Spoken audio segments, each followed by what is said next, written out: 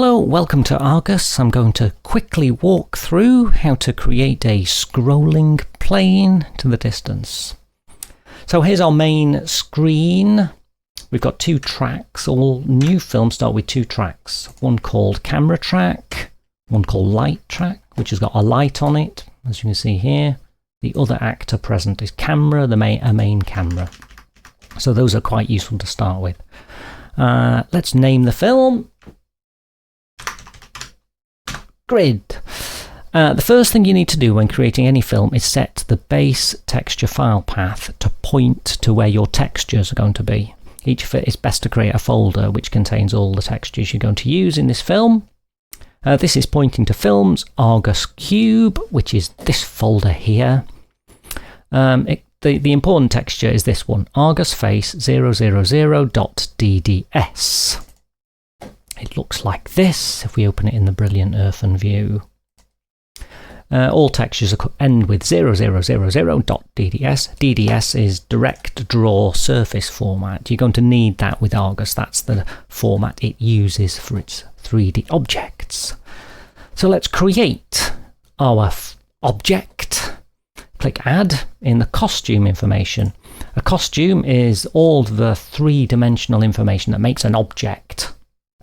And as soon as you click Add, it creates an actor as well. The actor contains the position, and that links to the costume. You see, costume number one in a green one, so they're linked. That points to that. These are separate because it might be useful to create a second actor that uses exactly this information so it looks the same. Sometimes you want an actor which looks the same but moves in a different way. If we'd have right-clicked on Add, we get lots of options for different types of primitives. Plane is by far the most common, so that's why a single click adds a plane.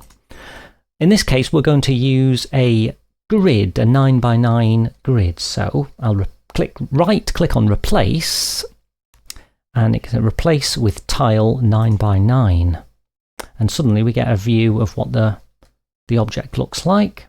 You can see it's -9 to +9, so it's lots of 1x1 squares all next to each other, all of which repeat. So let's see what that looks like in the actual 3D display first. So I'll insert a track, and I'll hit the Q key, which means sets a start event. So I've started actor number 3, which is this plane, at this position, 0, 0, 0. Angle 0, size 111, so it's basically right in the origin of the screen. If I now hit F1, we get a 3D view of our film, and I can use the arrow keys to step forwards and backwards through the different frames of the film. If I hit F1 again, we get back to the scene, and you could see, if we look here, we've got our white plane. It's white at the moment because there's no texture on it, and it fades a little bit towards the edge because we've got a light here in the center, and it's gradually fading away. Next thing to do is add the texture, and our texture is called Argus Face. Argus Face. We get a little clue here to the file name, and we get a bit of the start and a bit of the end, and that's where it will search for the texture.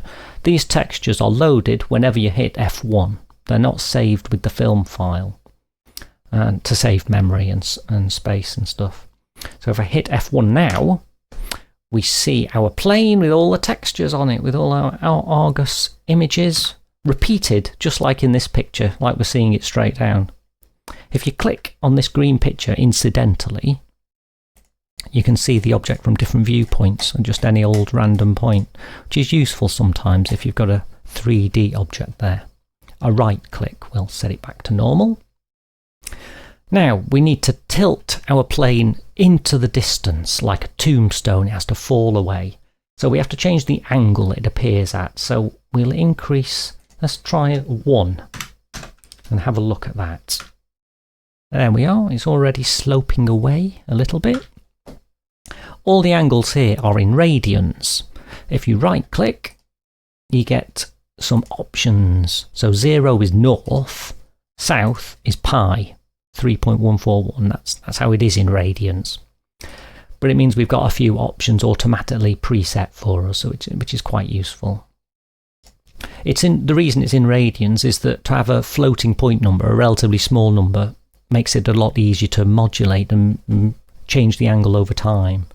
So I've set it to east, which is straight flat, falling away from us.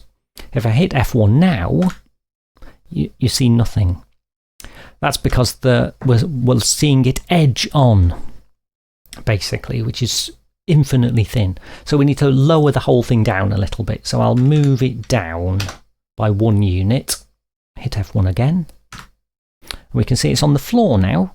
We've nearly got it right. If I move forwards, step through the frames, it still doesn't do anything, because the entire animation is just this simply appears. That's all it does. Next thing we need to do is make it move. And to make it move, we've got to move it in the Z position. That's what all these pink things, modulators, link to movements. So we're going to add a modulator. So I'll load one now. Load a saw wave. It's just a slope. Modulator number 1. So I'll link this to position Z. So now it will move from 1 to -1 over the course of this value length, 25 frames.